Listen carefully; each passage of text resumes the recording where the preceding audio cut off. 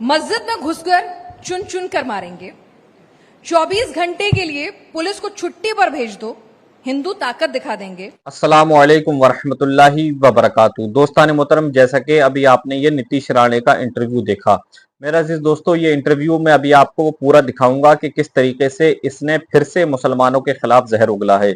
दोस्तान मोहतरम, ये India TV के शो में जाता है और वहां पर जाकर किस तरीके से मुसलमानों के खिलाफ जहर उगलने का काम करता है, तो वहीं पर गोदी एंकर ने इसकी किस तरीके से फटकार लगाई है, किस तरीके से कुटाई लगाई है। आप पहले इसका ये पूरा इंटरव्यू देखिए। अगर आप हमारे चैनल पर नए हैं तो चैनल को सब्सक्राइब कर दें और इस वीडियो को आखिर तक जरूर देखें। आइए देखते हैं पहले इसका ये इंटरव्यू, फिर इसके बारे में हम आपको हकीकत बताते हैं। आइए देखते हैं ये इंटरव्यू। मस्जिद में घुसकर चुन चुन कर मारेंगे। 24 घंटे के लिए पुलिस को छुट्टी पर भेज दो, हिंदू ताकत दिखा देंगे। जो हिंदुओं को तिरछी नजर से देखेगा वो फिर अपने अब्बा का चेहरा भी नहीं देख पाएगा, और अगर कोई ओवैसी की जुबान काट कर लाएगा तो मैं इनाम दूंगा। मस्त जोक मारा रे, ये हंस रहा हलकट हंस। कुछ गलत नहीं, सब सही है। वापिस रिपीट करना है तो आपके शो पे भी बोल सकता हूँ। अच्छा, रिपीट भी कर सकते हैं, कोई डर वर नहीं है आपको? किस चीज का डर? हमारे हिंदू राष्ट्र में हिंदुओं को डरने की कोई जरूरत नहीं। मतलब हिंदू राष्ट्र हो गया देश? हिंदू राष्ट्र ही है। क्या बोला तूने? कब हो गया ये? कब हुआ कब? अच्छा, जहाँ 90% 90% लोग अगर हिंदू रहते होंगे तो हमारा देश हिंदू राष्ट्र ही है। तो फिर वारिस पठान अगर कहते हैं कि आप 2 टांगों पर आएंगे, मस्जिद में घुस जाइए, फिर आपको स्ट्रेचर पे भेजेंगे, तो वो भी सही कह रहे हैं फिर? अरे बड़े खतरनाक। मतलब ये तो मर्यादित भाषा होती है नेता की, वैसी तो बिल्कुल नहीं लग रही आपकी। गजब बेइज्जती है। देखिए, ये एक्शन टू रिएक्शन है।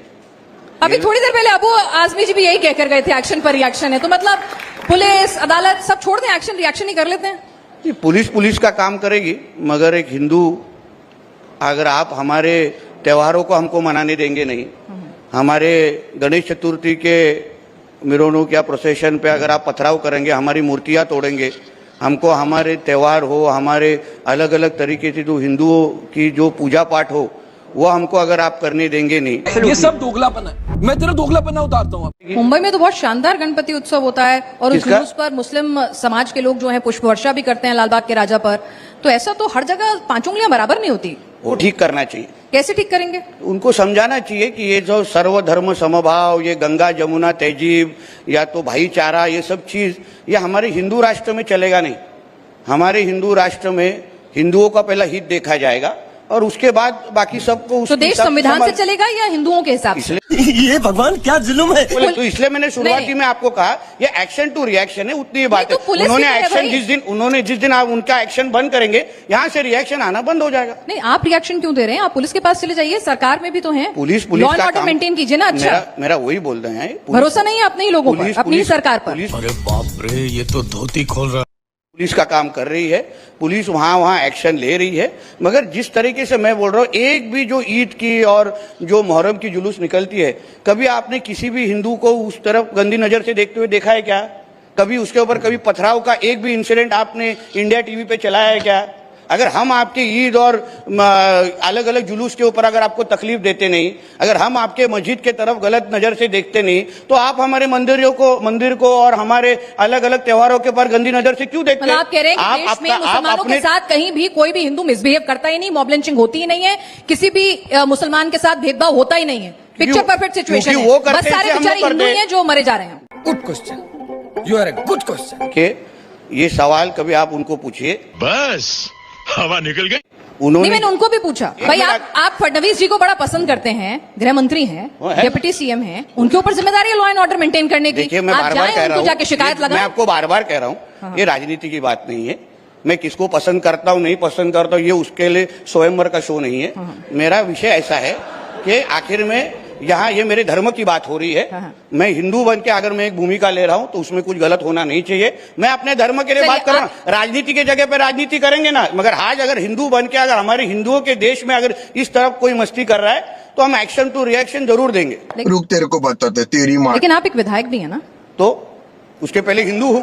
अच्छा, उससे पहले हिंदू हैं। मैं विधायक सिर्फ हर 5 साल के लिए रहता हूँ, उसके बाद मेरे लोग मुझे चिन्ह के देते हैं, मगर मैं हिंदू तो अगर आपकी आखिरी दम सोच तक ये हूं है ना। कि आप पहले हिंदू हैं और बाद में विधायक, तो सबके साथ सबका विकास कैसे करेंगे जो मोदी जी कहते हैं? ऐसा है ना, मैं विधायक बन के भी हिंदुओं का बात उठा सकता हूँ ना। ऐसा कोई, हम जब शपथ लेते हैं ऐसा बोलने नहीं, कहाँ लिखा हुआ नहीं रहता कि आप अपने धर्म की सुरक्षा नहीं कर सकते। दूसरे धर्म से भेदभाव नहीं कर सकते, ऐसा लिखा रहता है? मुझे अपने घर जाना है। मुझे घर जाना है। आप इतना अच्छा शो, एक्स मुस्लिम शो चलाते हैं, आप खुद चलाती हैं, तो आप तभी आपके सारे शो हम खुद देखते हैं, उसमें आप सवाल सही तरीके से पूछते हैं, मगर आज अलग सवाल। नहीं, बस हवा निकल गई। लेकिन जब आप अजीत पवार को जो कहते हैं कि मैं सेकुलरिज्म से कॉम्प्रोमाइज नहीं करूंगा, 10% सीटें जो हैं वो मुसलमानों को दूंगा, तो जब आप उनको अपने साथ लाते हैं तो कहीं ना कहीं आइडियोलॉजी से कॉम्प्रोमाइज तो आपने भी किया ना? नहीं, हम हमारे आइडियोलॉजी के साथ चल रहे।